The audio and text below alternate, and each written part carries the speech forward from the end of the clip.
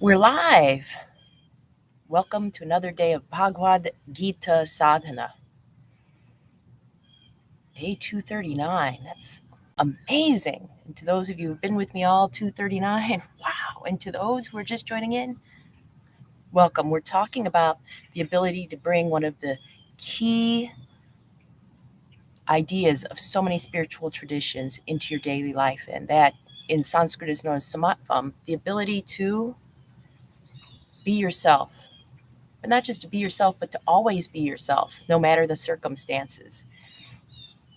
In the past little bit here, we've been talking about how the text Bhagavad Gita describes finding, cultivating, and then recognizing when you're moving toward Samatvam, this equanimity. And I got to tell you, this morning I wasn't feeling so great, and this topic has just arisen spontaneously, and it ends up being one that's near and dear to my heart.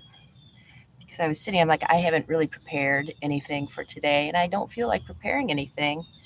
And then another part of me is, well, what about spontaneity? And aren't those two ends of a spectrum, two opposites that we often face in life? And maybe we need to look at, are we able to be the same when things are planned and go as planned versus when they don't?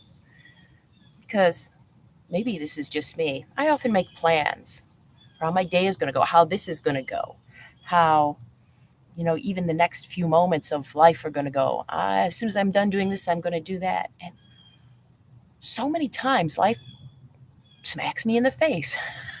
I don't mean that literally, but just life, the world, the cosmos has its own ideas.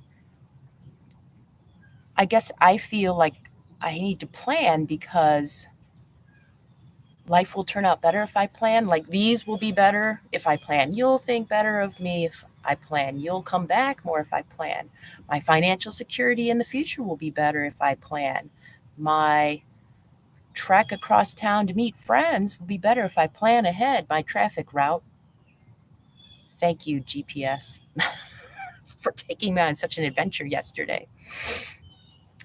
But nah, I'm starting finally to realize that very little of what I plan happens. And I'm not the same as when things go according to how I plan versus how I have to be when I need to improvise. And I think that's a huge sticking point. And I believe many of us who take on any kind of professional role or even parenting role, we have this idea of how we're supposed to be. Of course, we do need to set boundaries and act in appropriate ways, but what if somebody sees that facade slip because we haven't been careful enough? We haven't planned out like what we're going to teach or how we're going to act with the kids or what we're going to do when the kids ask about where babies come from. What are we going to do when the kids do this? What are we going to do when they act about in public? What are we going to do so that we can keep, I think part of it is keeping this facade, um, so that others will like us and think well of us, and even more importantly, that we'll think well of ourselves. So today I'm inviting you to consider, can you still think well of yourself when things are going exactly the way you plan and when things are falling apart all around you? Can you be you? Can you be honest? Can you be open regardless of which end of the spectrum your day is falling on? That's going to be one for me today. This is a completely spontaneous and made up talk, by the by. We'll see how you like it. But fortunately, we have some structure to fall back on. We'll do our pose, our one-footed balance pose, which you can modify any way you like.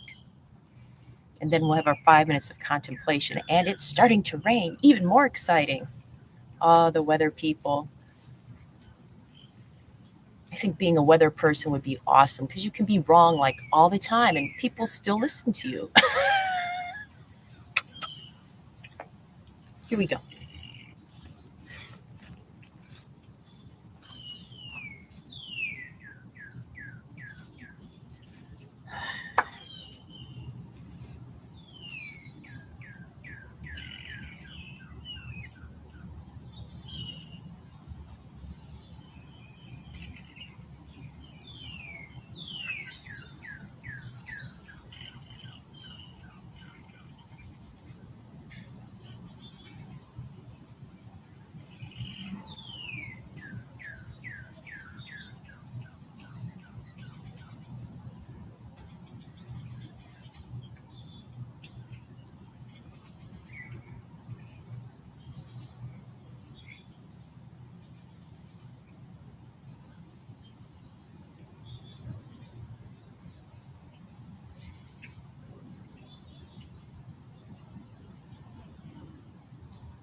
Switch sides.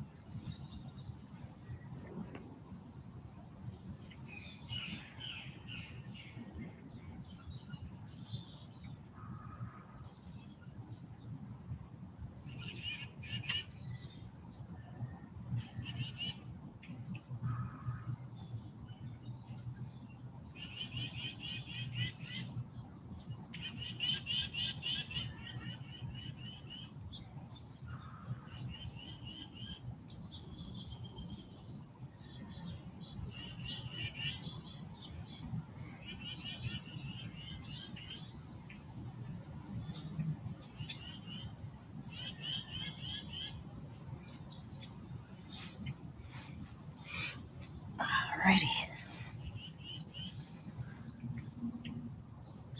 So now is our contemplative time, and I do invite you to reflect on how you interact with the world and how, more importantly, what you think about yourself when you've got something planned out and the plan is going along versus when everything's going to crap around you. 5 minutes. Woohoo.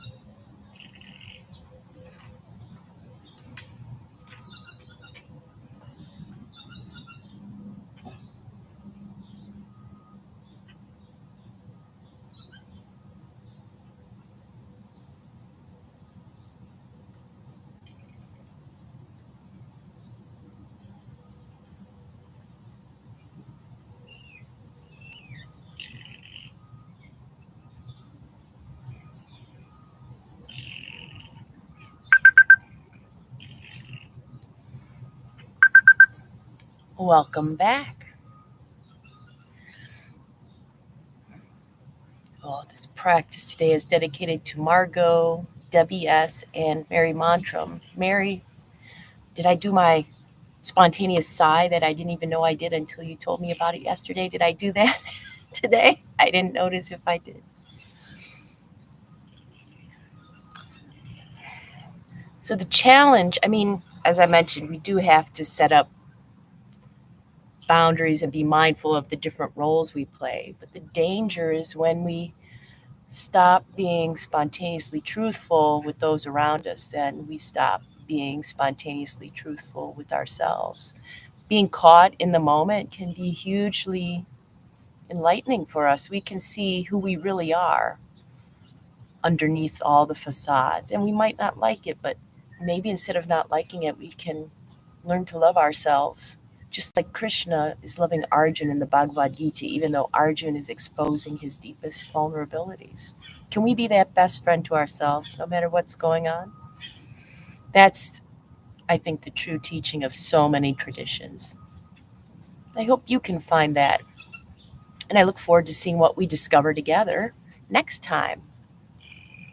Until then.